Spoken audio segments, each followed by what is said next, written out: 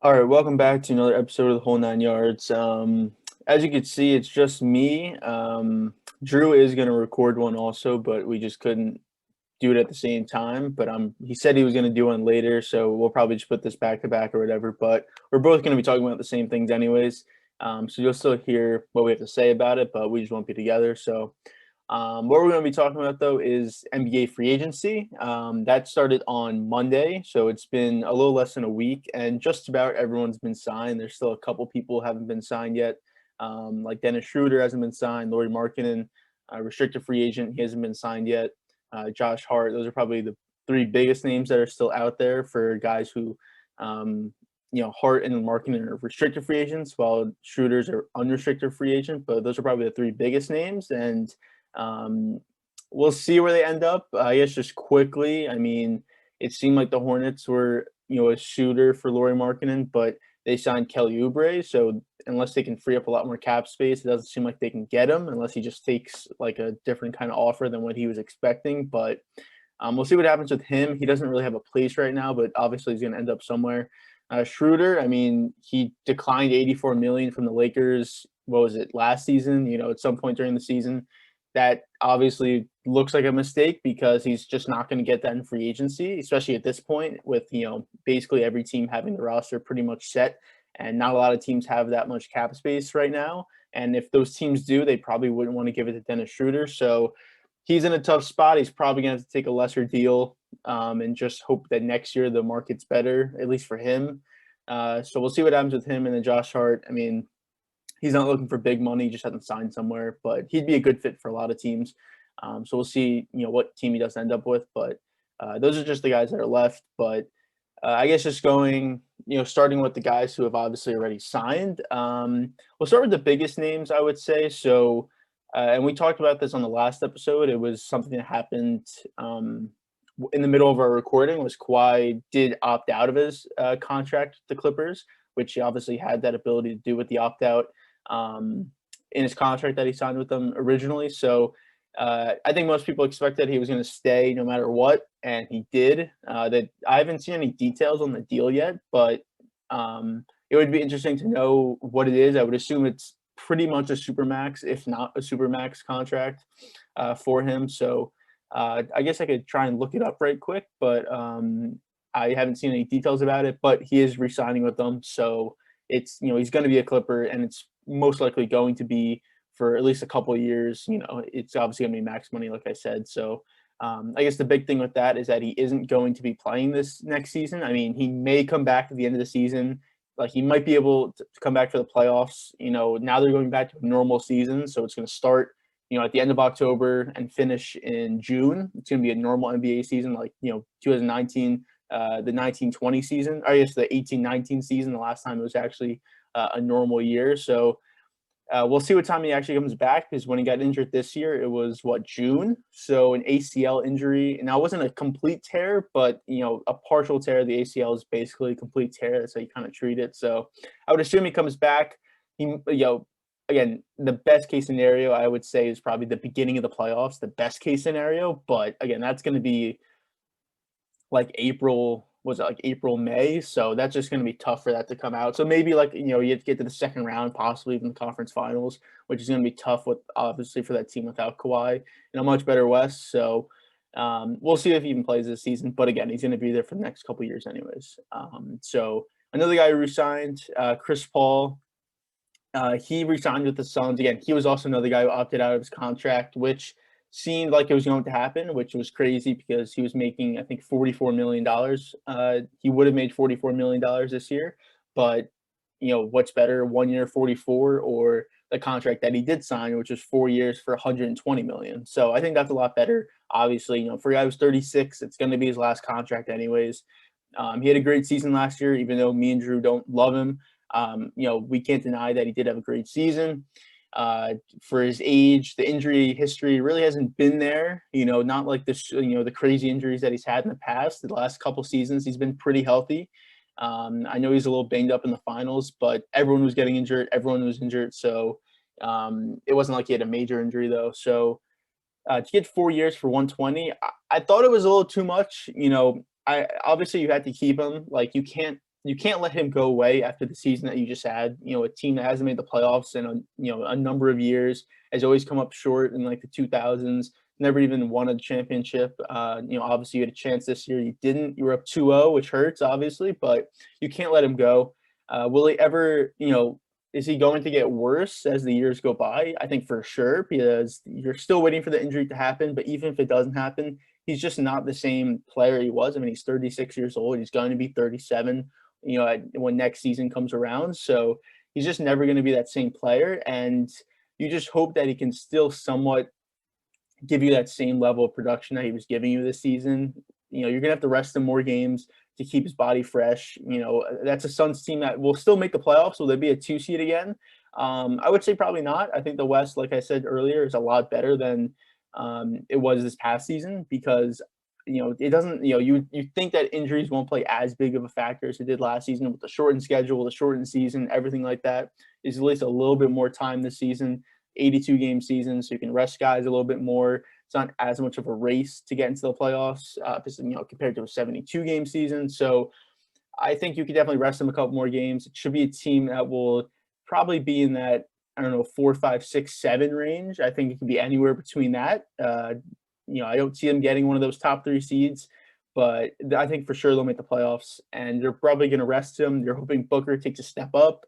Aiden takes another step up that he did, that he showed in the playoffs, not the finals. He was pretty bad in the finals, but the rest, the first 3 rounds, he was really played really well. So I think, like I said, you obviously hope that you're going to make the playoffs. I think they will. So, but the contract, like I was saying, I don't love it, but I do understand it because you just have to keep him around. But it's going to be a tough contract towards the end. And again, this was, I think, by far your best chance to win a championship with the teams that had injuries. Again, your first round opponent, the Lakers, had injuries. The Nuggets didn't have Jamal Murray, and then the Clippers lost Kawhi the series before, and you still almost lost to them. So I think that it was just the best path for them to win a championship this past year, and they couldn't even get it done. And I don't think they'll ever have that good of a chance again. But again, I do understand the contract. So next, Kyle Lowry, the first guy who changed teams, I guess, kind of looking at a free agent board of the top guys who were there. I think everyone knew he was going to change teams. He wasn't going to stay with the Raptors, obviously. A team that's going into a rebuild, a guy who's 35 years old. He was going to be in the Hall of Fame one day, so he obviously wasn't going to stick around for that. But he went to the Heat on a 3-year, $90 million contract. I think it was a good move for the Heat. I think they needed a guy like this. Obviously, you had Dragic the last couple of years, but he's been injured. And, coming off that great finals run they had, the year before, it just seemed, he got injured in that finals. He hasn't been the same. And, it seemed like they needed a move to, having Butler and Adebayo there. You kind of need that third guy. And I think Lowry is definitely a good fit with them. He wasn't great this past season. He was still really good, but not as good as he's been the years before. So we'll see how he plays. Them playing in Tampa probably played a factor. The team wasn't great, injuries, all that. So that obviously could play a factor. Him now being, in Miami, playing around better players than he had last season.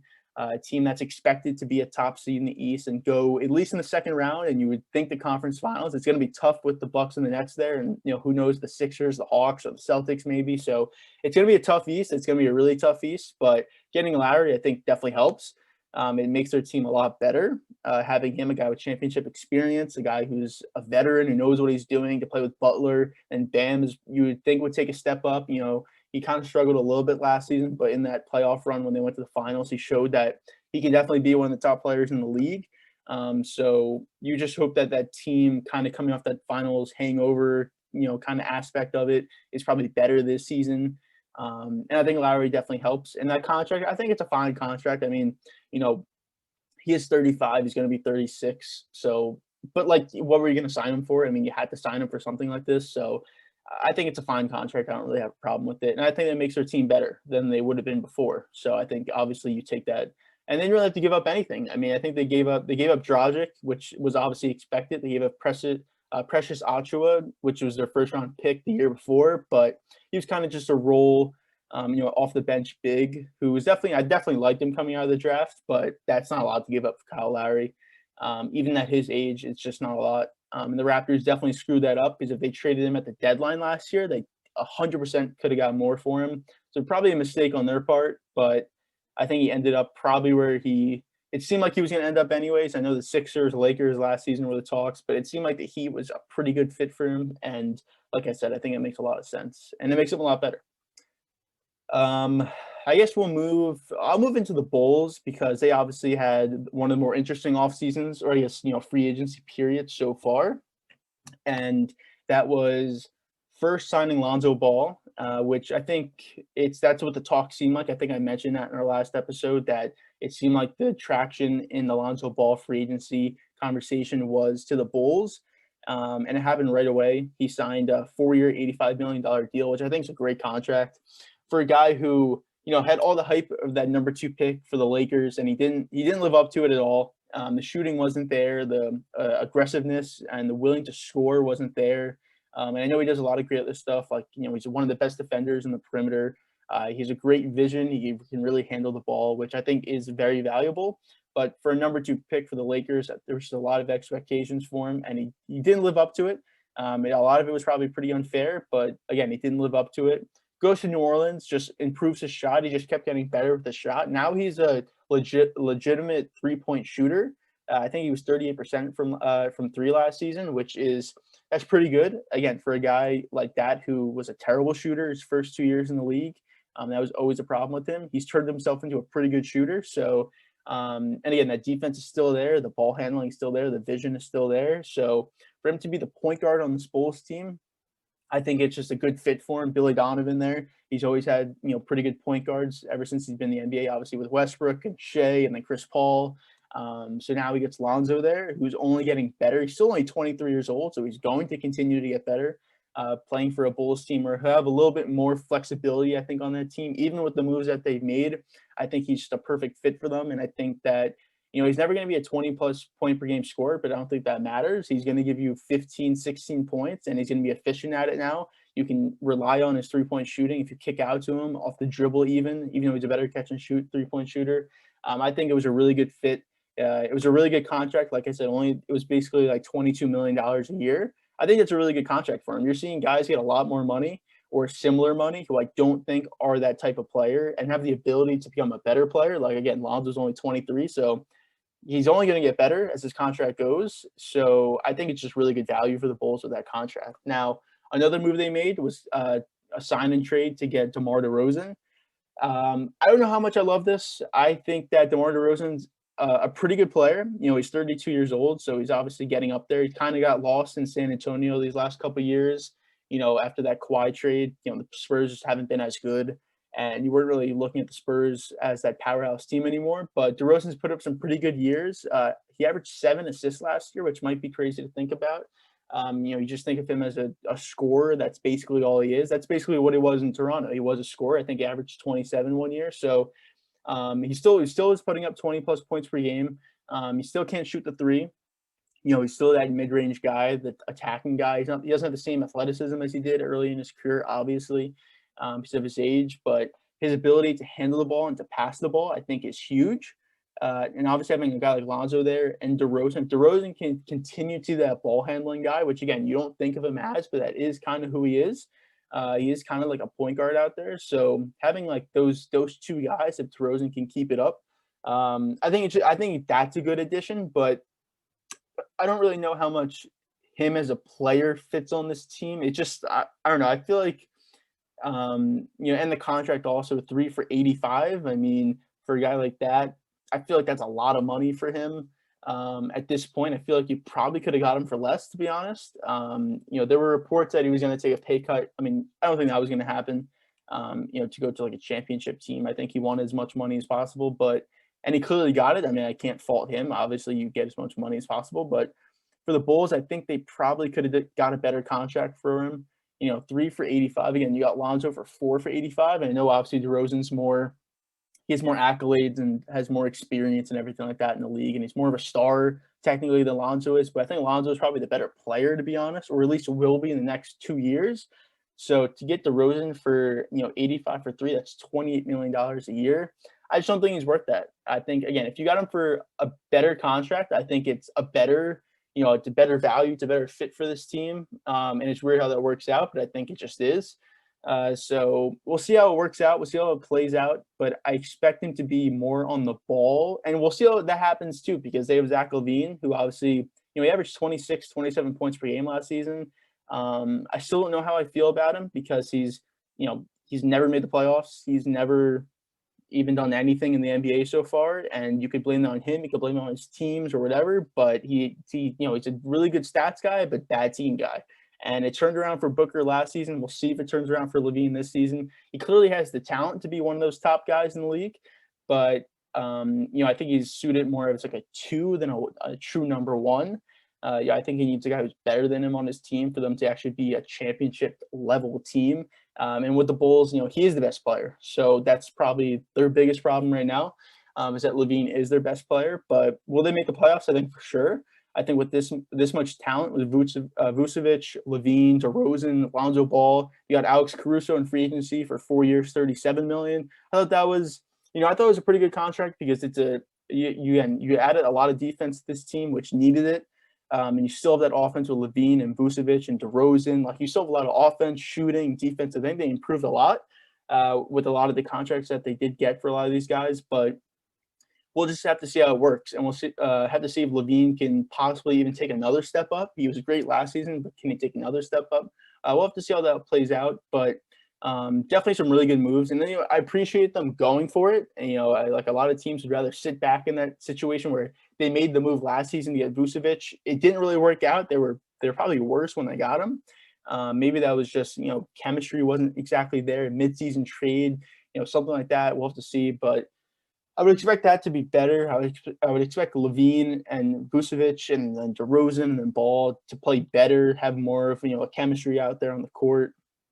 Something that just works better for the team. Like I was saying, like the team, them going for it, I appreciate that because they're a team that's been pretty mediocre since, 2011, 2012, since D Rose before he got injured. So for them to do something, like I said, I appreciate that. But I guess moving on from the Bulls, and I guess to talk about the Hawks really quick. So they re-signed Trae Young. It wasn't really a re-sign; it was just an extension. They gave him the max. I don't exactly have the contract in front of me, but that was obviously expected that he wasn't going to go anywhere or anything like that. You're obviously going to extend him. Luka, I think, was working on his. I don't know if he signed his or not. But I would assume that he would, even though that situation is a little, we'll see what happens there with that situation. Possibly if the team doesn't get better this season or something, maybe he wants to trade out. I'd still be surprised by that. But again, Trae Young got that max rookie extension that he was going to get. They also re-signed John Collins, which I posed that question out there that, I think on the last episode, like, would you re-sign John Collins? They got him for 5 years, $125 million. I think that's a lot for John Collins. And he's only 23. It's crazy that him and Lonzo are the same age, but they are. 5 years for 125. I think he's a good player. I think he is a good player, but I think it's a lot of money. $25 million a year for a guy who, when they were bad, he was putting up 20 and 10. And this past season, when they get a couple more guys, Bogdanovich and Gallinari, and Trae Young steps it up another level, they have more scores on the court. I think his numbers were 17 and 10 or 17 and 9, which is expected when you have more guys to score the ball. But I just feel like he gives you a lot of energy, a lot of passion. He's a guy who can definitely score for sure. The three-point shooting is getting better, but if you give him the ball inside the post or in the paint or let him drive, he can definitely score for you, and he's a pretty good free throw shooter. But I just don't know how good he's ever going to get. I don't know what his ceiling is, and maybe he's even already reached the ceiling. I just don't know. In my mind, he's always a guy that I've liked, but for this type of money, you need him to be a lot better of a player, a more all-around player. The defense is definitely somewhat there. It's not, totally there. I think if the defense were to improve, then I'd like him a lot more. Or if the offense were to get significantly better to a point where the three-point shooting is there, to the point where I can run some plays through him and he can kind of create his own shot. But I don't think he's at that level yet. So unless he's going to grow into that and adapt that stuff, then I don't know how much I love his contract. And again, it's a team that has spent a lot of money and still has money to spend. I mean, you have DeAndre Hunter coming up, Cam Reddish coming up. Are you going to pay both of them? Are you going to pay one of them? Then you have to trade. You trade Reddish. You're going to trade Hunter. You have to trade some of these guys that you've already signed. You know, Bogdanovich signed a contract. Trae Young's got this contract.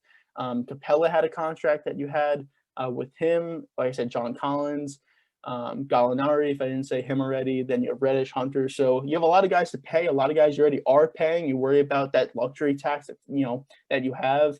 Are really willing to pay all these guys all that money for a team that did make the conference finals last year, but there's at least two teams that are significantly better than them this season, and we'll see how.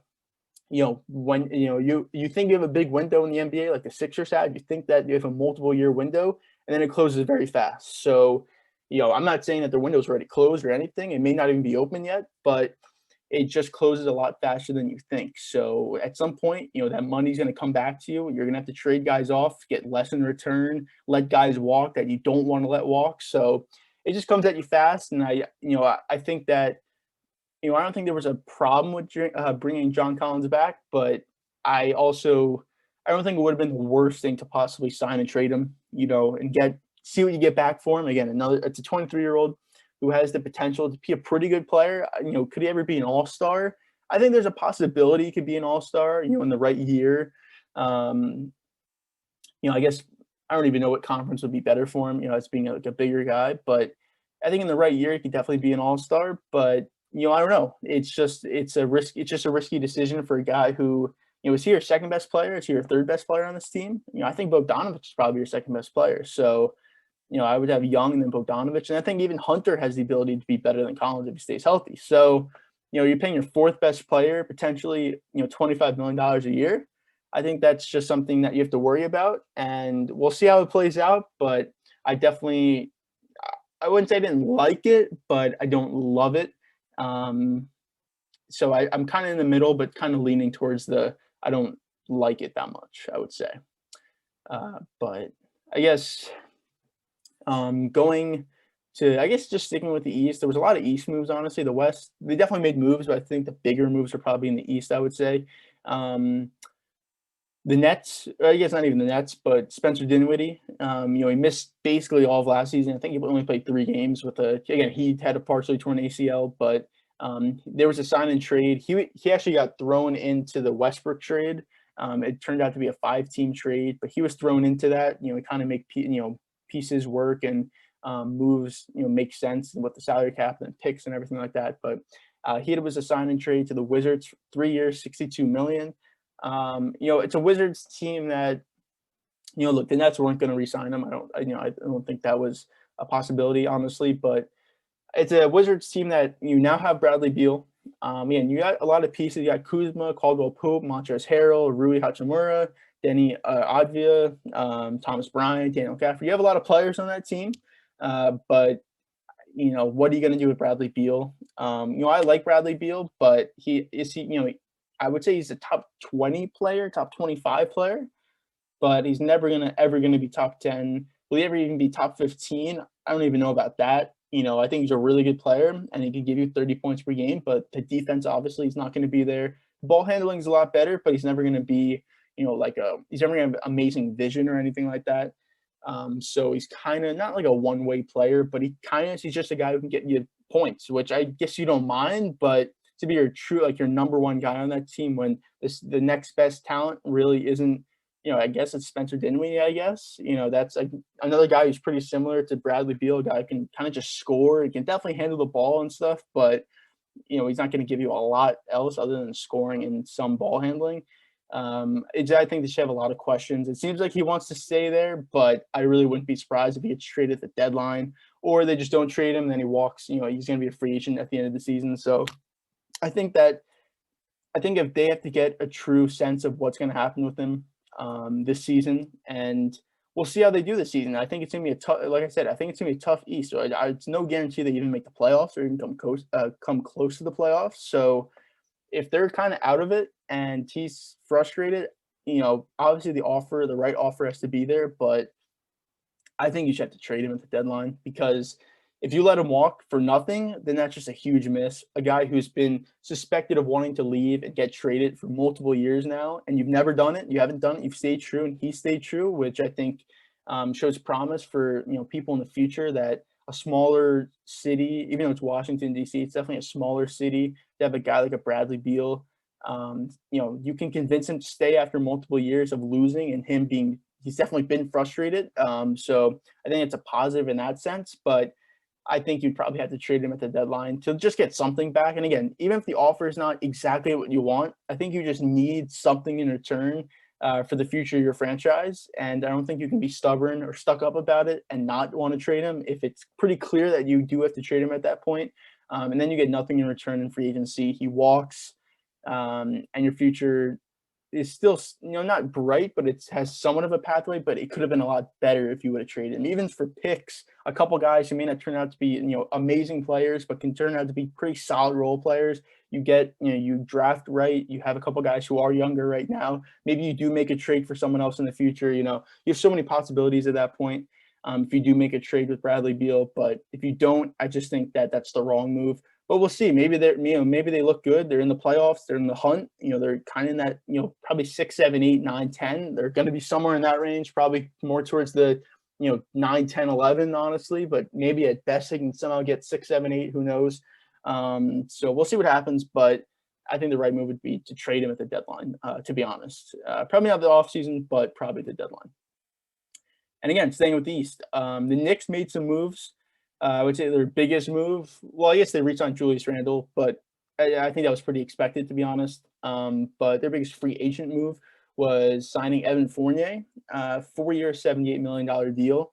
He was a guy who last year went to the Celtics at the deadline, and basically as soon as he got traded there, he got COVID. So, and then he struggled when he came back. But don't know how much to look into that because of the COVID thing, and then a team that was struggling. They're trying, they got him to try and spark that offense a little bit, spark the team a little bit, and it just didn't work out from the beginning. So I think he's definitely a better player than what he showed last season. Obviously, 4 for 78. That's about it's just under $20 million a year. I think that's decent. He played in the Olympics. He was pretty good in the Olympics for France. So that's probably encouraging. It's a team where Randall is going to be your best player. You hope Fournier could be that solid number 2 on your team. Now, even though I think Randall shouldn't be a number 1 on your team, for this team he is. So I think if Fournier could be a really solid 2, give you 18 to 20 points, maybe even a little bit more, but probably that 20-point mark is where you want him to be at. Be efficient. He's a good shooter. He can definitely handle the ball a little bit. So. And they have other pieces around him. They re-signed Derrick Rose, re-signed Nerlens Noel. That 3 for 32 for him, 3 for 43 for Rose. I thought was a little bit too much. A guy who can basically only give you 25 minutes per game. He just gets tired after that, and we saw that last season. So he's going to be off your bench, and he's going to play big minutes down the stretch. But you're going to have to rest him in the first half of games. He just can't play more than like 30 minutes a game, which is. Yeah, I just, for 3 for 43, I thought that was just a little bit too much for a guy who is definitely good when he's on the court, but it's just hard to get him on the court consistently. And it's not even injury-wise. It's just, fatigue-wise and keeping him fresh and ready to go to give you 14 to 17 points a night, which is obviously what he can do. So I thought that was a little bit too much, but, for Fournier, I think that a guy who he's going to be surrounded by guys. And again, it's a Knicks team that hasn't had a guy like this in a couple of years. Last year they had, they lost Reggie Bullock to the Mavs, but I don't think that was the worst thing because Fournier is kind of replacing Bullock on this team in that, Bullock was a guy who can catch and shoot and play defense, but Fournier is a guy who can create his own shot. You can trust him with the ball to score. Unlike if you give the ball to Bullock, he's going to pass or just shoot if he's open. He's not going to create with the ball. Well, Fournier can do that. So that's something that they've been missing for a couple of years now. And obviously Randall can do that. You have Alec Burks, who they re-signed also. He can do that. He was pretty good last season for them. I don't know if he's going to be starting or off the bench this upcoming season. I think he would be starting. I don't know, but he's just like a lesser version of Fournier. You could do that, I would say. Obviously, he's a lot cheaper than 4 for 78, but I thought they made some good moves. Again, I thought some of the contracts were just a little too much. I don't know who they were competing against. For the Derrick Rose contract, who are they competing against in that contract? I think it was probably just themselves, with the Bulls, possibly go after him at that point. I don't know, but I just thought it was a little bit too much. But I do like them bringing him back. I thought he was very valuable to that team last season, obviously. So I think they have a good group of guys there. They also re-signed Taj Gibson. Well, obviously that's just like a 1-year deal for a guy who's just a rebounder, defense, whatever. But again, we'll see. Are they going to be a 4 seed this upcoming season? Probably not. Again, I think Bucks, Nets, even if they don't end up as 1-2, they're obviously the two best teams in the East. The Sixers are still going to be up there no matter if they have Simmons or don't have Simmons. You still have Embiid and a couple other guys on that team. It's still going to be one of the top teams. The Celtics, you would assume, would be better. The Heat are definitely going to be better, and they were still, a 5 seed last year, or 6 seed. So they'll probably get the 5 or 4. The Hawks, I think, are going to be a lot better, at least in the regular season. We'll see about the playoffs. But I think regular season-wise, I think they definitely have a real shot at the number 1 seed, just because their offense and they're a young team, obviously, too. So the East is going to be tough. It's going to be a really tough conference. And again, the Bulls, I think the Bulls could be that 6-7 seed, possibly a 5 seed if everything works out. So it's going to be tough for the Knicks to avoid that play-in tournament. And even though I think they'd be better than most teams, Charlotte's gotten a little bit better. We'll see about them. But, you have like a Washington, a Charlotte, a Detroit and a Cleveland, they'll be at the bottom. They're not going to pose a threat. Orlando, they're going to be at the bottom. But the Raptors, possibly they can make something. They can maybe, sneak in as a play-in team, and then, you never know with them. So I think there's a little bit of concern in that you might have to be in a play-in team or not even host that first game. So we'll see what happens. But I think they should make the playoffs. They're talented enough to make the playoffs. So we'll just see how it happens. But I do like some of their moves in free agency so far. I guess we'll go over to the West now. I guess one other move the Knicks made, I just remembered. They did sign Kemba Walker. He got bought out from the Thunder, and they got him as their point guard. I thought that was a good move. A guy who's been injured and has been very inconsistent, really just the last season. It was first year with the Celtics. He was pretty good. But the knee is definitely a concern. You would hope that he will be fully healthy when the season does start. But if he's fully healthy, will he be the Kemba that he was a couple years ago? No, definitely not. He is older. I think he's 31 years old right now. So he's not the same type of player that he used to be, but he's still going to be pretty consistent as long as he's healthy for you, or at least pretty healthy. He'll be a pretty good player for you. A solid, experienced guy who's been in the playoffs, a couple times. And if he is one of the better players, one of the better point guards in the league. So I think that was a solid pickup for only $8 million a year, or a year, because it was only a 1-year contract. I think that's just a really solid point guard to get. And no one really saw that coming. I mean, it kind of came out of nowhere that, he got bought out. The Knicks got him. He returns back to where he was born. I think that's probably does a pretty good amount for his confidence. He definitely a guy who lacks confidence right now. So I thought that was a good move for them also. But like I was saying, moving on to the West, I think I'll probably start with the Lakers, only because they just made a lot of moves to get guys.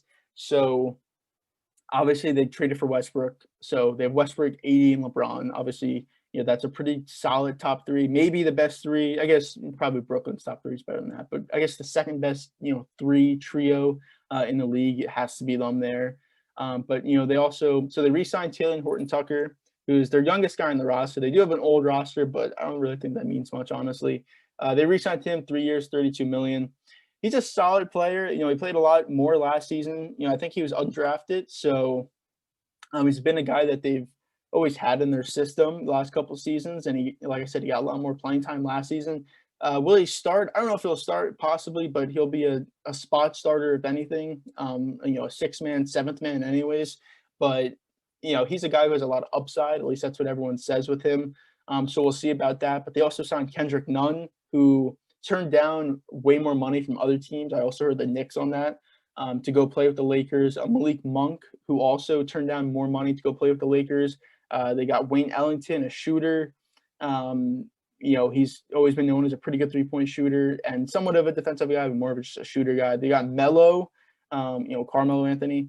That seemed like that was pretty much a match made in heaven. Obviously, when LeBron's there, it's the Lakers. It's Melo's kind of his last. I don't know if it's his last year, but it's definitely the last 2 years, I would say. Possibly if he wins a championship this year, I would not be surprised if he just retired. But They got him again. He shot 38% from three or 40% from three last season, so he's a much better 3-point shooter than he's always been. Pretty good, but shoot 40% from three. That's not like that's almost elite 3-point shooting. So for him to be there, to be consistent with that, I don't know exactly how many attempts it was, but it was a good amount of attempts. I know that for sure. So that's a pretty good clip at him for 40%, and even if he's 38%, I think you'll take that. Kent Bazemore, they also got Trevor Ariza, they also got Dwight Howard, they also got. So they just got a lot of players. Dwight Howard seemed like a guy that they should have kept from the year before, but I don't know if it was him or them, whatever. It just didn't work out, but it seemed like a mistake on both sides, to be honest. So they still have Marcus Gasol, but I think Dwight Howard's a better big. Obviously, if you are going against a guy like Jokic, you probably want Howard playing, and then if you're going against a team that can space it out, you're going to want Gasol playing. So I think that works out for both of them. Obviously, they're older guys, but I think that works out. But they just got a lot of guys on one-year deals. Even if it's a two-year deal, I think there's even an opt-out after the second year for I think Monk and Nunn both signed two-year deals. So they got a couple of guys who are younger, a couple of guys who are older and more experienced, kind of looking for that championship, obviously. So we'll see how it works out. But again, you have Westbrook, LeBron, and AD. You're going to be one of the top teams in the West. You're, I would say, by far the favorite to come out in the West. Obviously Kawhi being injured, the Suns aren't going to be as good, I don't think. The Nuggets, they won't even have Jamal Murray until probably the last month of the season. Maybe by the playoffs when the playoffs start. So we'll see how well and how good they are. Honestly, the Jazz, we kind of know what the Jazz are. They're going to be a good regular season team, but what happens in the playoffs? I think the next team would probably be the Warriors. I think they have the best chance of beating the Lakers in the playoffs. If Clay can come back 85 to 90% healthy. I don't think he's never going to be 100% healthy coming off an Achilles, an ACL, and then an Achilles. That's 2 years not playing basketball with two pretty bad injuries, obviously. So as long as he's 85 to 90%, they got Moses Moody in the draft. They got Kuminga in the draft. We'll see how well they play off the bench. Draymond, Steph, Wiseman. You would think you'd take a bigger step in year two. You at least hope. Because if he does, then that's just huge for you. You still have Wiggins there, obviously. They signed Iguodala. He did lose Oubre, but he just was not that good for them last season. Surprising, but he just wasn't good for them. So getting Iguodala back, I mean, he's not going to give you much, but the championship experience, the experience that he's had with them, obviously, in the last couple of years that he was with them, the defense is still somewhat there. So I think that's probably the best team to have the best chance at the throne. Not even I guess not the throne, but beat the Lakers in the West. I think it's probably them. Yeah, I think that I think they made pretty good moves in the offseason with those couple of guys. And again, by the playoffs, when the playoffs start, we'll see what actually happens. But who's actually playing, who's not playing, because the defense isn't great with that team, at least from the guys that they've signed. But the 3-point shooting is for sure there. I guess a couple like sneaky moves that I really liked. Patty Mills to the Nets. He was one of the bigger names, to be on the free agent, board, I would say. And it was more so for like the Nets and the Lakers because he was going to go to one of those two teams, and he chose the Nets. 2 years, $12 million. But he's a really good player. A point guard who could really shoot from three, can handle the ball. Has been in big games before. Obviously, he's been on the Spurs all these years, so he's been in championship level games. He has all the experience that you would ever need, and he's a perfect backup option for Kyrie if he gets injured or if he leaves the team again or if something happens. You could play him at the end of games if you want to. You have a really small lineup out there if you were, but you could if you really had to. I think that was just a really good contract. Again, 2 years for $12 million for Patty Mills. Obviously he wasn't going to get a huge contract, but I thought he would get a little bit more, maybe even like 2 for $20. So 2 for $12 for him, I thought that was just a really good value contract. I think he's going to be great for that team. Coming off the bench, he could score. Like I said, he can handle the ball. I think he works well with all those guys. So, and he played really well in the Olympics, last night, or I guess last night, whatever it was. He put up 42 points in the bronze medal game. So he does have the ability to score points, like that. Obviously, would he do that in the NBA? Probably not. But that was just a really good pickup, I thought, for them. And yeah, to take him away from the Lakers, which again, it seemed like he was kind of leaning towards the Lakers at some point at least, for him to go to the Nets, that was just a really good pickup for them. and I think it's going to help him a lot, to be honest. But I guess another kind of sneaky signing, I guess, well, I'll say one that I didn't like, and this would be Andre Drummond. So he went from the Lakers to the Sixers, so he went on a 1-year minimum deal. Andre Drummond's just not a good player. I mean, like, does he put up stats? Yeah, but he's just not a good winning. He's not a winning player at all. All he can do is rebound and finish at the rim. He can't really defend that well, even if he's a little bit better last season, at least at the beginning of the season. But he's not a good defender. And to be the backup to Embiid, I think Howard was probably the better option. So to go from Howard to Drummond, I think that's a downgrade. And I just don't know what he gives you. I just, again, off the bench, when Embiid's not in, you'll still have at least a guy who's 7 foot at the rim. So maybe that means something. But again, he's not great defensively. And again, all he can do is rebound. The free throw shooting is better, so you don't mind him getting fouled, I guess, as much as you did in years past. But he's just not a good player. I don't like him. I've never liked him. And for a team like that, I just didn't think that was a good signing for him. And it's only 1-year minimum deal, but they probably could have got a better backup, to be honest. But I guess another deal I didn't like, and this is a bigger money deal, Devonte Graham to the Pelicans. 4 years, $47 million, sign and trade with the Pelicans. The Pelicans gave up a first-round pick. I think it was lottery protected first-round pick for Devonte Graham. I don't know what they're doing. Like, you lose Lonzo for basically nothing. I think you got Thomas Satoransky and one other just like okay player back in that trade. And I think you may have got a pick. I don't think you got a first-round pick. I think you just got like a second-round pick, if anything. So you got nothing for Lonzo. Then they overpay for Devonte Graham, who's worse than Lonzo for sure. He's also 3 years older, and he's one of those guys where he can really shoot, but he shoots like 38% from three and like 40% from the field. So he basically can only shoot from three. That's it. And it was pretty clear last year on the Hornets that he was the third guy out, where he was playing and no one wanted him to play. They wanted LaMelo to play. And then you had Terry Rozier, who is he's better than both of them, at least right now. LaMelo will be better than Terry Rozier, but it was just clear that you wanted LaMelo and Rozier to play, and you just did not want Graham to play at all. So I think it's a win for the Hornets to get rid of him. To get a first-round pick back for him, I think is insane.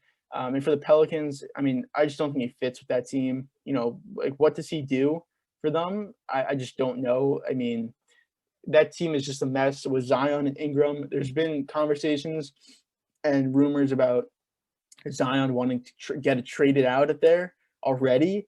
I don't know if I forget. I heard someone say it, or I forget exactly what he said, but I think that if Zion, like, let's say he demanded a trade, he requested a trade at the end of the season or whatever, he'd be like the first, like, I don't know if it was top pick, it had to have been like top pick or whatever, to like not, or like someone who was eligible for a rookie max to like not sign it with the team that drafted him or something like that. It was like something crazy that like he actually played out the years, didn't get traded in a trade or something. He played out the years, and then he got traded before he could, when he was eligible for the rookie max, and he requested a trade, something like that. But it's a real possibility that he really could request a trade because he has that ability to do that. And you may think that's crazy, but I honestly don't even really blame him, because they've done a terrible job at rebuilding this team around him, because clearly he's the best player on that team. Ingram's a solid number 2 option, but he's not even close compared to Zion. Zion's going to be one of the best players in the league. And he's already rising up that board very fast, and they've done nothing at all. One, to trade for Adams last year and then re-sign him, a guy who does not work well at Zion, a guy who can only sit in the paint, which is exactly what Zion does. So why would you want a bigger guy who can't shoot, who can't handle the ball, can't pass, can't do anything, to do the exact same thing as Zion? And then you trade him, which you had to trade him because it's such a bad contract that you re-signed him for Valanciunas, and you also gave up you gave up that 10 spot in the draft to move down to 17, but you traded for Valanciunas, who is basically the exact same player. Now he's better than Adams. He's more gifted offensively, but there's certain teams that he cannot play against at all. And you saw that in Memphis, even though he put up big numbers. There's some teams he can't stay on the floor against because of the defense, also just the size. But the same thing, he just sits in the paint all day. So how does that work well with Zion? Dave Griffin's done a terrible job at that building that team around Zion. And again, I really wouldn't blame him for wanting to get out of there. They've just done nothing. And people thought they'd possibly make the playoffs last year. Didn't come close. This year, I don't think they have any shot at making the playoffs. They won't be as bad as some of the teams in the West, but they'll be. I mean, I don't think they have a shot at making the playoffs, to be honest. Unless Zion just carries them. I think that's probably the only way. Is that like if he carries them, and Ingram has an amazing year, but Zion has to be like a superstar, like true superstar level this year. I think they possibly have a chance. At getting that playoff spot, that play-in spot, and possibly making the playoffs. But even at that point, I think it's pretty tough for that to happen. I think it's a long shot. So there's a lot of questions down in New Orleans, and I think this time next offseason, I think it could be a huge story as to whether he wants out. If he does want out, what teams could trade for him? That'd just be a huge get for any team that would obviously trade for him. You have to give up a lot, but I mean, for any team to get him, that'd just be insane. So like I said, that was a contract I just did not like. And then 4 for $47. I mean, you're just paying guys. I mean, you're paying Lonzo 4 for $85. I mean, that's just, even though it's more money, obviously by basically double. I mean, like you would obviously want that contract way more than Devonte Graham. He does so much more for the court. Again, he's younger. The defense is 1,000 times better. The shooting is basically similar, if not exactly the same. And he just does more with the ball anyway. So just I just don't know what the Pelicans were doing at all with that. I think they just ruined that relationship with Lonzo to the point where, the only chance he had at doing anything for him was just trading for him or trading him, and then you got nothing in return. So just bad, really bad for the Pelicans. I guess the last one that I didn't love would be Duncan Robinson and the Heat. A 5-year, $90 million deal. I think that's a lot, for a guy who, when I saw that, that's like $18 million a year, 18 and a half, whatever it is, per year for that contract. I mean, that's just a lot of money for a guy who, I mean, for one, he's 27, which you probably don't really think about, but he is 27 years old. But he just shoots, I mean, again, that obviously is very valuable. A guy who can, hit threes at a super high rate, which is what he can do, but the defense really isn't there. If you somewhat maybe could argue it's somewhat there, but if anything, it's somewhat there. It's not like he's like, oh, you can trust him on defense. The ball handling, the ability to create his own shot and look for others is not there. So he's just there. And again, he's if anything, he's your fourth best player on that team. So you have Butler, Bam, and Lowry. So if anything, he's your fourth best player, but he's probably your fifth best player. So you're paying him $90 million to be your fifth best player on the team. And we'll see if he can even play at the end of games. And I know they have Hero is basically the same player, but at least he can create with the ball. He can somewhat create his own shot. I know he can ball handle. They're pretty similar shooters, percentage wise and stuff. I know Hero is a little down last season, but I probably trust him more offensively with the ball than I do with Duncan Robinson. So I just thought that was something they probably just didn't have to do. Just didn't have to, pay him that much. I don't know, maybe that's what his market would have been. I don't know, but I don't think it would have been. I think they probably could have got him for less money. If you want to do 4 or 5 years, that's fine. But $90 million, I just thought was a lot of money for a guy who can shoot, he can shoot at an elite level, but I don't know if it's worth that much for a guy who could basically only do that. I thought that was just a lot. But I think that was probably it for free agency. That was the biggest names. I guess just another thing, Kevin Durant re-signed with the Nets. I think it was 4 years, $198 million, which is crazy to think about. That was pretty much expected. Obviously, he wasn't going to go anywhere. We'll see about Harden and Kyrie, though. We'll see if they can re-sign both of them. I had doubts about that when they made that trade. How long is this team going to be around for? Because I think Harden's a free agent. I don't know if it's at the end of this season or the next one, but I know he is a free agent very soon. Let me see. 2023 is a free agent. So, you have this season, next season, and then he's a free agent when he'll be 34 years old. So are you going to give him he also has a player option next year. So he's making $47 million. So unless he can get a Chris Paul type deal where you get, 4 for 150 or whatever, then you're probably not going to opt out. But maybe he does get that. If he has a great year next year, I wouldn't be surprised if the Nets want to extend him. But we'll see what happens. I mean, that's just a lot of money if you're going to pay KD $198. Then Harden, whatever, like 150, whatever it possibly could be. Kyrie, you'd have to pay, a ton of money also too. So they're already, over the, luxury tax, whatever. So they'd be even more over, a TV contract comes in, there's gonna be a lot more money, but even still, it's a lot of money to give to three guys who have a lot of concerns injury wise, health wise, whatever goes on with Kyrie. So we'll see what happens there. But I guess that, yeah, like I was saying, that's basically all the moves that happened. There's other moves that, I guess somewhat affected some teams in some ways, but those are the big names. We'll see if any trades happen. Again, possibly a Bradley Beal deal could happen. Possibly, we don't know. But that's probably all that's going to happen until the season starts, in October, like it normally will. So I think that's all for free agency. But quickly, I do just want to talk about the basketball, the Olympics. So the men's won the gold last night against France. They struggled at the beginning with some of their games. They lost 2 exhibition games, lost a game against was it? I think it was Australia, maybe it was France earlier in the Olympics in pool play. But then obviously they won every game since, and then they won the finals last night. They almost choked that game. They were up they're basically up 10 to 15 points the whole second half, and then all of a sudden somehow it was like a 3-point game at the end of the game. And Lillard missed 2 free throws. He was really bad in the Olympics, and I think there is a huge difference in Olympic and international play and then like the NBA, where there's been a lot of stuff about you don't get the same calls in international play as you do in the NBA, which is true. If you watch the games, you can see that that's true. The spacing is different. The style of play is different. It's not a lot of ISO balls. You have to move the ball. You have to cut, which you saw. If you saw, we were watching the game last night.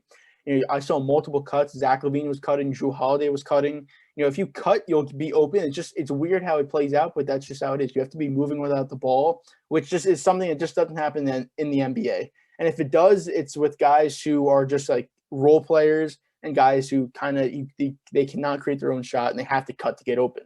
A Damian Lillard isn't used to cutting to get open because he's going to have the ball, or he's going to be isoing and he's going to create his own shot. So you have to learn how to play international basketball. It is a big difference between the NBA. And for Lillard, he just looked terrible the entire Olympics. Even last night, I think he had 11 points, but he just wasn't that impactful. He kind of had some turnovers. Like I said, the 2 missed free throws, which he's like a 90% free throw shooter. So I don't know if that was in his head confidence-wise or whatever, but he almost choked that game. He was getting picked on defensively a ton throughout the entire Olympics by like some random point guard, from whatever country that's, plays in whatever their top league is, but it's not the NBA, and he's just getting picked on by these guys. So that's somewhat concerning. But again, when it turns back to the NBA, he'll be fine, obviously. But the best players on that team, Durant, obviously, he's won 3 gold medals now. He's going to be one of the best Olympic players of all time. He put up 30, 29 in all 3 gold medal games that he's ever been in. He was obviously the best player on this team. Tatum was really good last night. He's a guy who's pretty hit or miss in the Olympics, I would say. Like some games he'd be good, other games he wouldn't be. Levine was pretty good in the Olympics. Last night he wasn't. He was all right last night. He wasn't amazing. Jrue Holiday, I think Jrue Holiday was probably the second best player on that team. His defense was insane. Again, he's just coming off that finals run where he's been playing basketball for however many months since December. So, like 9 months now, 8 months, 9 months straight of basketball. And for him to still be putting that effort defensively, I thought was amazing. And his ball handling and his vision was crazy in the Olympics. So I thought he played really well. Again, like I said, Durant was amazing. So yeah, they did win. And they should win. I mean, honestly, I know the other teams are better, France and Australia, and usually Spain's pretty good. Argentina some years is pretty good in there. Slovenia, Luka's probably going to be pretty good the next couple Olympics because you have Luka. They lost that bronze medal match to Australia, but you have better teams. But the USA is still the best basketball team. It's just not even a question. That's the reason the best players in the world play in the NBA, and most of them are American. So they should win every single year. And they did. Again, it was a struggle this year. It was not as easy as it's been. And it shouldn't be that easy. They shouldn't be winning games by 40 points every game. It shouldn't be that easy. But you should still win these games. And they did do that. So, obviously that was huge that they did win. They've won, 4 straight gold medals now since 2004 when they lost to Argentina. They win bronze. They either won bronze, they lost the bronze medal match. I forgot, but ever since then they've won gold. So I just wanted to say that. But that's it. I think for me, we'll see what Drew says. Like I said, he should be talking about free agency. Also, maybe he'll talk about the Olympics. Maybe we'll talk about something else.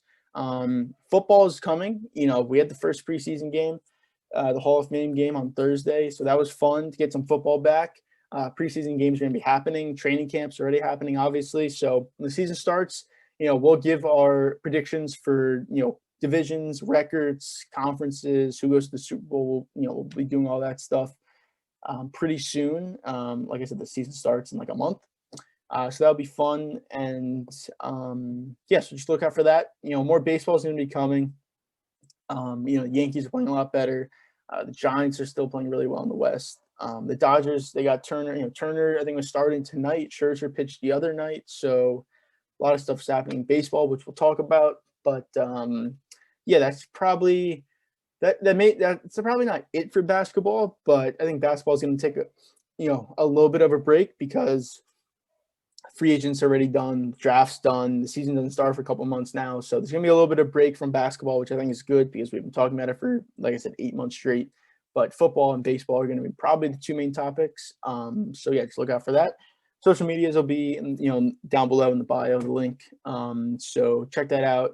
And watch the Clips channel, watch other videos on this channel, and just keep watching. Thanks.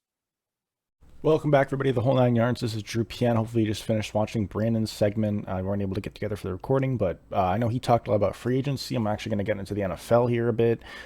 Quickly before I get into it, social media in the description, all that type of stuff. Feel free to like, subscribe, notification bell. But without further ado, let's just get into this tier list.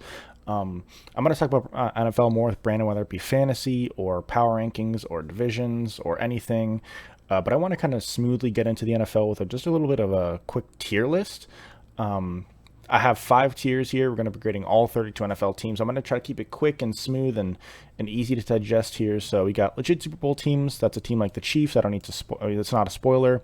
Will win their division. That's a team like maybe if you think the Colts will. It's self-explanatory. Possible wildcard team. Self-explanatory. Bad but not awful. So maybe like a team like the Giants. But in the awful is a team like, to me, it would be the Texans. So without further ado, I'm just going to rank all 32 teams here. The Dolphins are a team that they're not going to win their division. I think they're a possible wild card team. I would, if this wasn't a tier, I would have them closer to bad but not awful than will win their division. To me, I like the Bills more than them, which I think a lot of people do.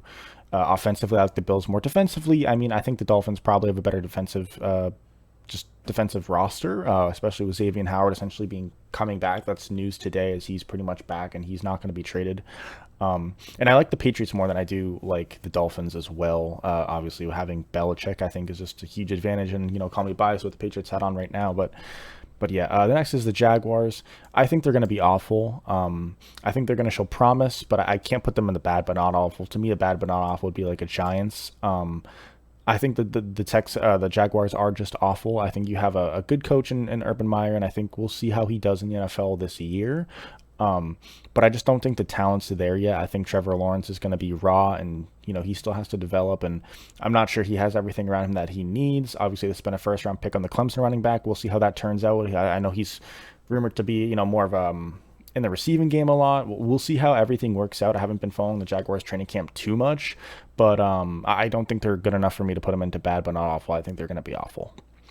The Lions, I think, are going to be awful as well. I don't know how to feel about Dan Campbell. There's a lot of things been coming about him in training camp. Just the way he's been operating things, handling fights, handling scraps, handling just everything essentially.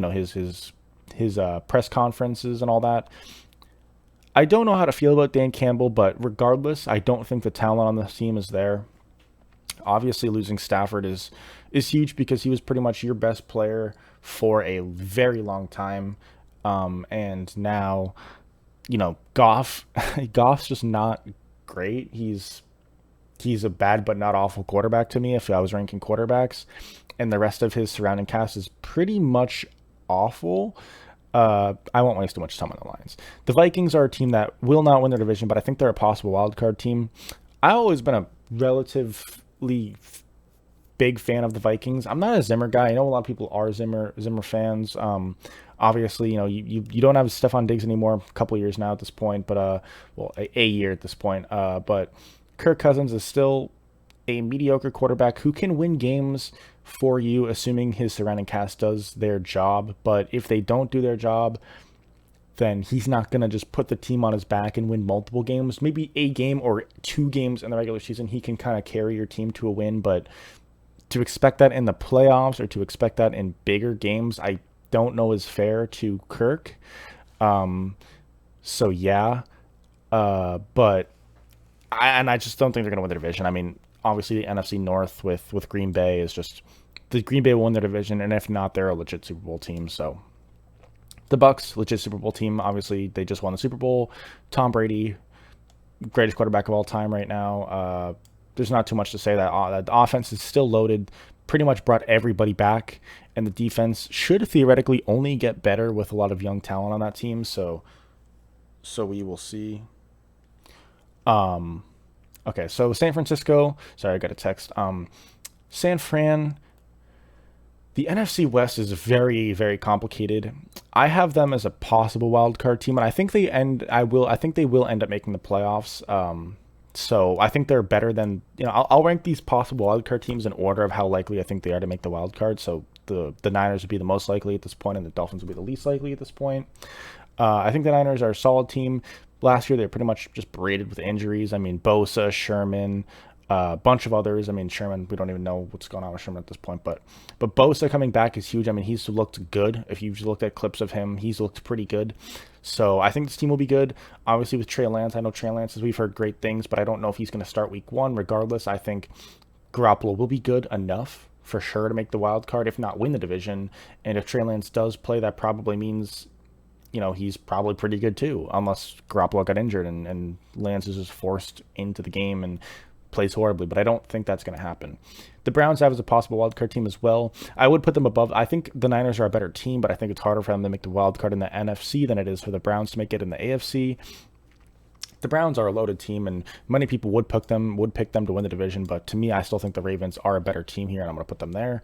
The Browns, to me, I don't love Baker. I've always liked Baker, but I feel like I just have to admit I was wrong on Baker. He just, to me, is a top 12 guy at best. Like, he's the 12th best quarterback at best, pretty much, and that's even a stretch. I mean, that's a stretch. He's a weakness of the offense, obviously, with probably the best running back duo in the league, and then you have weapons and Odell, who's coming back, and Jarvis Landry and Austin Hooper, and probably the second best offensive line in the league, maybe the best, I don't know. And the defense should make improvements with Denzel Ward. He's a great cornerback. They should make improvements.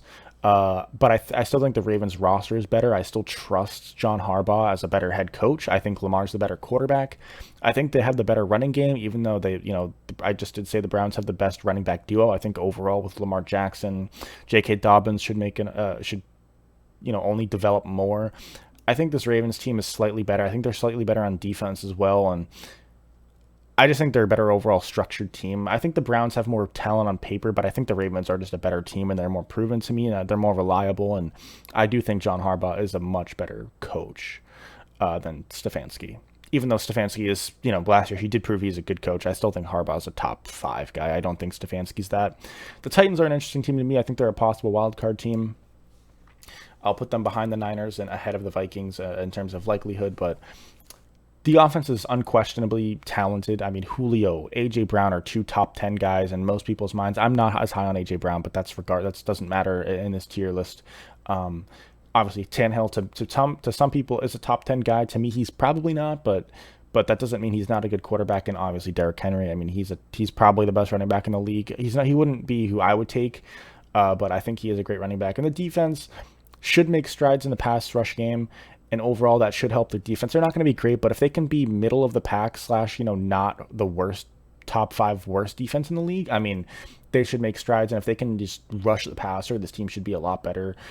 Derrick Henry should see, the workload kind of taken off of his play just a little bit because of the acquisition of Julio Jones. They should be a little bit more willing to pass the ball to set up the run game rather than run to set up the pass. I mean, you're still going to run to set up the pass 90% of the time, but maybe instead of 95% of the time running to set up the pass, you can bring that down to, I don't know, like 80% of the time running to set up the pass. Just get more Julio involved, get A.J. Brown involved. I mean, A.J. Brown yak is insane. I mean, I don't love A.J. Brown, but if that's the one thing I'd have to give him credit for, it would be just the yards after catch. He's just insane when he has the ball in his hands. He's just so big and hard to tackle. The Falcons, to me, I don't know that they're a possible wildcard team. To me, there's so many other good teams in the NFC, but I'll give them a possible wildcard team. I don't think they're a bad team. I just think they're a possible wildcard team. I'll put them behind the Dolphins, behind the Vikings. But I think they can make the wildcard. Obviously with the new hiring of Arthur Smith, we'll see how things go. It's a question mark. This team has always been a team that is going to put up points. I mean, they're a dome home team, so that's helpful for them in terms of just putting up raw points. But they're a team that's always put up points, but it's always been a question of, can they hold on to late leads, which we don't know, and can their defense be all right, which we don't know. But if their defense, again, kind of like I was talking about with the Titans, if their defense can kind of be middle of the pack, Matt Ryan's a guy who's not going to be the best quarterback in the league, but he can be a top 10 guy if he plays to his potential. If he plays to his ceiling, I should say. Matt Ryan can be a top 10 guy. And even though you don't have Julio, this team still has Calvin Ridley. You still have offensive pieces around you. And the defense, if it can be good, it should be good. So I think they have a shot at the wild card. I'd put it as a puncher's chance more than, a legit shot like the Browns or Niners, but I don't think they're a bad team. I could see them finishing above 500. The Bears to me are a bad but not awful team. I don't think they're going to make the wild card. I'm not a Fields guy. We'll see. To me, I'm not a Nagy guy as much. I thought he was better early on, but I don't trust this Bears team. We'll see what happens with the quarterback situation. We'll see. Is Khalil Mack going to be a top 3 pass rusher anymore? I don't know. He's getting up there in age. It's a tough division. I mean, I think the Vikings are better than the Bears. I think the Packers are better than the Bears, and I think the Lions can. Although they're horrible, I still think they're gonna play the Bears well. So I don't think it's an easy division by any stretch of the matter. So I would have the Bears as a bad but not awful team. The Bengals, awful. Zach Taylor, we don't know anything about him yet. He could be fired after this year. Joe Burrow, we'll see if he comes back week 1.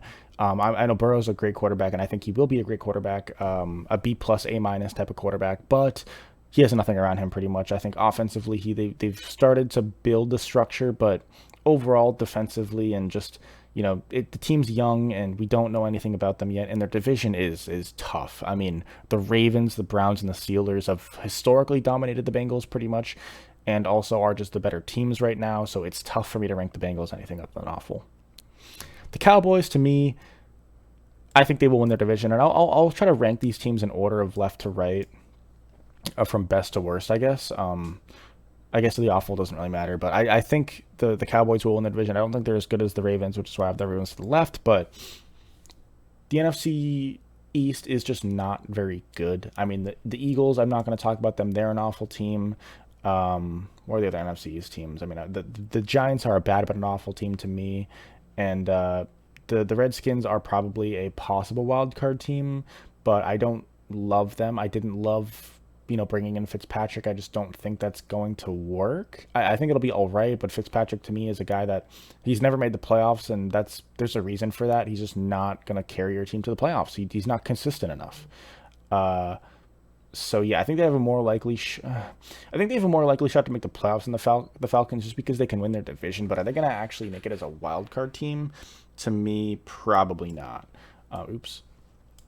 So the Rams, to me, they're a team that, to me, will win their division. This division is insane. I mean, I've talked about it with the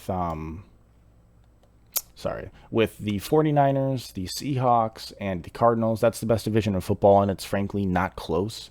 I think the addition of Stafford is huge. You give up a lot, but this year it should pay off. This team is still loaded. Offensively, they're still really, really, really good. And defensively, they should still be insane. One of the best, if not the best, defenses in the league with Jalen Ramsey, Aaron Donald, among others. So it's going to be a close race. If you told me the Seahawks won the division, I wouldn't be shocked. If you told me the 49ers won the division, I wouldn't be shocked. It's a three-team race to me, with the Cardinals still being a team that could make the wild card. So yeah. So yeah, I'll have the Rams there, and I have the Cardinals here as a possible wild card team. I don't see them win the division, and I don't know that they have a better shot than the Niners, because I think the Niners are better. I think the Vikings are probably just a more matured team at this point. They're more developed, so I think they have a better chance than the Cardinals. I don't think the Cardinals' time is there yet, and I'm not sure on Cliff Kingsbury. So the Chargers, I have them as a possible wild card team, but I probably wouldn't put the chances that high. Justin Herbert, I don't expect him to be as good as he was his rookie year, even though, theoretically he should continue to get better. The expectations are high now. He didn't have big expectations last year, kind of coming off that random freak injury from Tyrod Taylor and the doctors and the lung thing.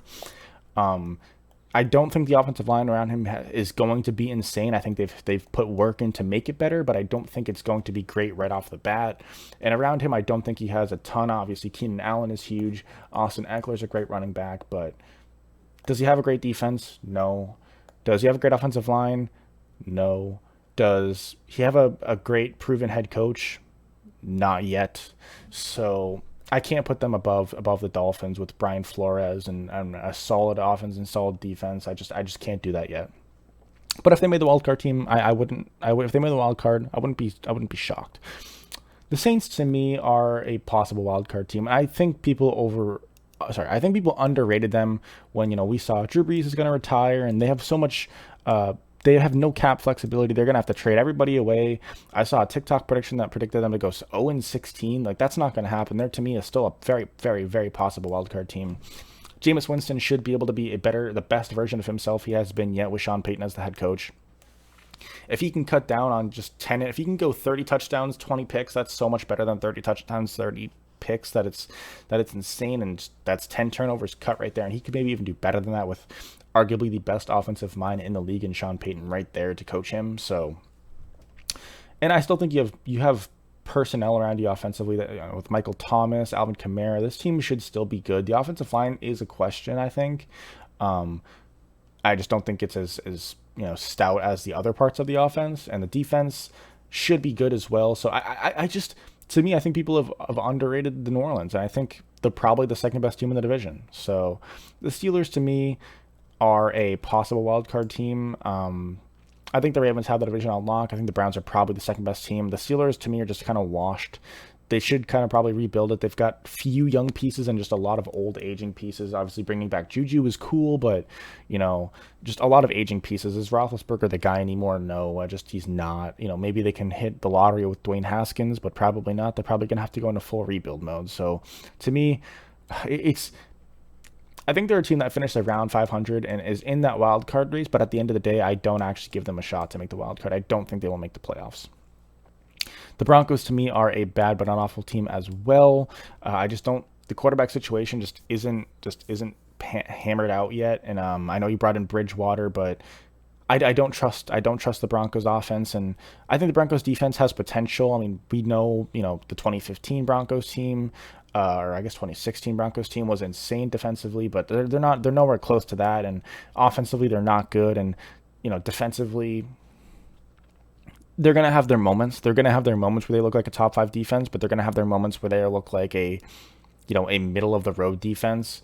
They have holes defensively, so I think they're going to get exposed at sometimes. They're going to show flashes, and I think next year is a year they can look a lot better. But this year I have them as probably a middling team, maybe a 7-10, maybe an 8-9. But I think they're going to be slightly behind in that wild card race the whole year, and I don't think they're going to be able to catch up. The Colts, to me, are a team that will win their division. I think they're the best team in the AFC South, and if it wasn't for Carson Wentz getting injured, I'd be a lot more happy about them. But that injury does something back a little bit. We'll see who they replace that. It's either Jacob Eaton, or it's going to be a Phillip Rivers, or it's going to be maybe they trade for Nick Foles, which I would not advise the Colts to do, but they may do that. We'll see. They need a legit quarterback. But regardless, I still think they win the division. I don't think the Titans are there yet. And I don't know if they will be there. I don't love their defense enough for me to put them above the Colts. I think the Colts have a better all-around roster for sure. And obviously the other two teams, the Jaguars and the Texans, are just awful. The Packers, to me, I'm gonna hold off on putting them in a legit team, but I want to have them in this will win their division. I want to just look at these teams and then kind of cherry pick what I want to put in there once I finish this. Um, the Packers are the best team in the NFC North. Aaron Rodgers coming back, Devonte Adams, Valdez Scantling. You have so many pieces. I expect this team to be just as good as they were, and will they get over that NFC Championship hump? We don't know, but we'll find out. The Panthers, they're a bad but not awful team, I think. They're a team that, like the Giants, is going to show flashes, I think, but eventually, Darnold is still developing, even though people want to, put him on the hot seat already. I think he's still developing. We'll see. The head coach is named Matt Rule. We'll see if he's legit or not. I don't know. I think he is, but we don't know yet for sure. I don't think that the offense or the roster in general has enough talent around it yet to really flourish, though. I think they're a bad but not awful team. I think they'll show flashes. All these teams will show flashes in the bad but not awful teams. The awful teams, I don't see having any flashes at all. That's kind of my criteria on where I want to put these teams. And record-wise, I think these teams are closer to 500, where these teams are closer to 0-17. Not that any of these teams will be, but closer to 0-17. The Raiders, to me, are a possible wild card team. I think they're kind of around that Chargers area. I think they're maybe... I'm higher on the Raiders than most, but I just, John Gruden, we don't know how good of a head coach he is. I think he's a legit coach. He belongs in the NFL as a somebody, but is it a head coach or a coordinator, or is it whatever? We don't really know. The talent around him. Is Derek Carr the guy? We don't know. Do they have enough around them offensively? Henry Ruggs is looking closer to a bust than he is a success. Offensively, I don't know. Josh Jacobs is a good running back, but he's not a great running back. He's not going to transcend this team. He's not going to carry this team. And defensively, I mean, ever since you traded Khalil Mack, there really has been not a lot of hope defensively, even spending a lot of high draft picks on the defensive side. It just hasn't panned out. But I think this team has potential for it to pan out, which is why I give them a shot, a puncher's chance. But, would I pick it? Probably not. The teams closer to here, these teams I would be closer to picking in my wild card, or the closer you get to the right / the bottom, there are teams that I probably wouldn't pick, but I think have a puncher's chance. And now this is my first, kind of upset pick. I'm going to have the Bills, and they're not a possible wild card team, but there's just no in between here. So I have them as a possible wild card. They will be a wild card team, but I'm actually not going to have them winning the division. And I know this is 100%. Everyone's going to say this is bias, and it may be biased. But even if I was a Colts fan or a Cowboys fan or whatever team, I would still have the same pick. I think the Bills are an insane team. I think Allen has potential to be the best quarterback in the league just off of pure talent, but I think they have another team in there that is not as good talent-wise, but has the best coach of all time, and I think they win the division. And I did pick it last year, but this year I actually, and I know this sounds stupid, and now Brandon will be laughing right now, but I actually do think this team can win their division, and that's the Patriots. So I will put the Patriots here. I'll put the Patriots there. I think the Patriots will win their division. I'll get to them later, but I think the Bills are just as good as they were last year. I think they're going to take a couple more losses. There is a game, at least one game the Bills should have pretty much lost, if not more than that. I know the Bills lost that Hail Mary game, but the Bills should have lost that Patriots game early in the season when Cam Newton fumbled the game away. But I do think the Bills are a great team. Defensively, they're going to make improvements, and offensively, we know how stacked they are offensively. But I have them as a wild card team, and I have them as the first wild card team. The Seahawks, to me, are a team. Not even to me. I don't even know if it's possible. I would pick them. I'm going to pick them as a wild card team. I have the Seahawks making the wild card. I just think the Rams are probably slightly better, and I think they've invested so much in the short term that it would really suck for them not to win the division. So I think they go all out, and I think they win the division. Jets, awful. Not much to talk about it. I don't love Zach Wilson as much as I love other quarterbacks in this draft, and around them, the talent is just not there. They're a team that may show a couple flashes. I think they're probably the best of the awful teams, but realistically, they're not on this tier. So out of these will win the division teams, this is kind of what I would have, but I think the Packers are a legit Super Bowl team. The Ravens are a legit Super Bowl team. The Ravens are a legit Super Bowl team. The Colts are a legit Super Bowl team. I think these are your legit Super Bowl teams. I think the Seahawks are a legit Super Bowl team. I think the Bills are a legit Super Bowl team. I think the Patriots are a legit Super Bowl team. I think the Niners are a legit Super Bowl team. Would I put any other teams there? Probably not right now. These are my legit, have an actual chance to make the Super Bowl team to make the Super Bowl for me. Would I put the Browns there? No. Would I put the Saints there? No. Would I put the Titans there? No. Vikings? No. Dolphins? No. Chargers? No. 1, 2, 3, 4, 5, 6, 7, 8, 9, 10. I have 10 teams that can make the Super Bowl.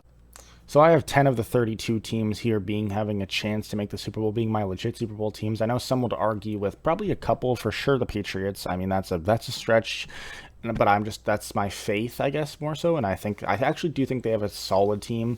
Offensively, I don't even love a lot of their free agent pickups, but I just think if you give a competent enough team around Belichick, he can make anything happen. I just think last year's talent just wasn't enough, not even close. But I think if you give him some competent talent, and trust me, I don't love the Aguilar pickup. I don't love the Bourne pickup. I don't love the Smith pickup. I don't even love the Henry pickup. But I kind of like some of them. And I think even if they're not great, if they're just okay, that's enough. That's enough talent around Bill, even if they're not great contracts. Even if a lot of them are bad contracts, I think that's just enough raw talent around Bill for him to make things happen. If you just give him something, last year he had nothing offensively. And this defense, I think, actually will be insane. I think you have so much talent coming back, and I think you've got a lot of talent you've signed, and Judon and Hightower coming back, and just you've got so much stuff around you. And I'll talk about the Patriots more as we get into future episodes. I don't want to bore everybody with Patriots talk, but to me, I think they will have a top 3 defense in this league scoring wise. If we just go just by score, I think they will have a top 3 defense, and I think might have a just, when you ask me who I think the best defense in the league is, I think the Patriots have a shot to be that number 1 team. So yeah. But these are my 10 Super Bowl teams. I think the Cowboys aren't a legit Super Bowl team, but I think they will win the division. I just don't think a team from the NFC East is a legit Super Bowl team right now. So yeah, but so this is kind of my power ranking here, or my tier list, I guess. I think all these teams could make the Super Bowl, and I know you may be shocked by some, not shocked by the others. If you want to see my other ranking, you just go 2 minutes behind, and you'll see the teams where I had them as wild card, or what I had winning a division. I had the Niners a wild card, Patriots winning a division, Bills wild card, Bills wild card, Green Bay here. That was my will win the division, possible wild card team. I guess you'd have these teams here as will win the division.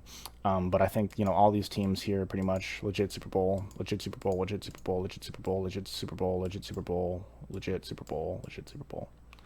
So, yeah, 1, 2, 3, 4, 5, 6, 7, 8, 9. Yeah. All right, that's going to wrap it up for this episode of Whole 9 Yards. Appreciate everybody stay to the end. Hopefully you'll watch Brandon's episode as well.